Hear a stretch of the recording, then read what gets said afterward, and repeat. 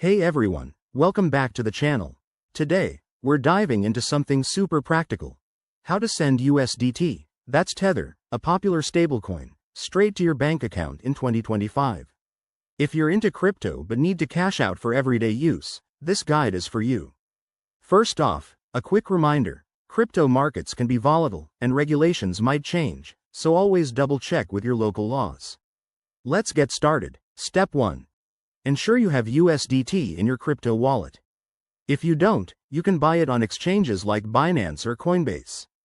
In 2025, look for platforms with enhanced security features, like biometric logins, to keep your funds safe. Step 2. Choose a reliable exchange or service that supports fiat withdrawals. By 2025, many apps will have seamless integrations with banks, possibly using advanced tools like blockchain bridges. Head to your exchange's dashboard, select your USDT balance, and initiate a withdrawal to fiat currency, such as USD or EUR. Step 3. Link your bank account. This usually involves verifying your identity with KYC. Know your customer processes, which are even more streamlined now. Enter your bank details carefully to avoid any errors. Remember, fees might apply, so check the conversion rates and charges up front. Once that's done, confirm the transaction. It could take anywhere from a few minutes to a couple of days, depending on the network and your bank's processing time. In 2025, expect faster settlements thanks to improved tech like instant settlements.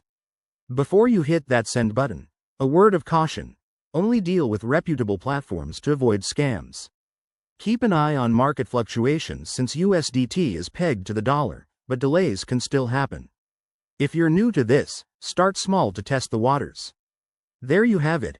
That's how you can send USDT to your bank account in 2025. If you found this helpful, give it a thumbs up and subscribe for more crypto tips. Drop your questions in the comments below, and I'll see you in the next video. Stay safe out there.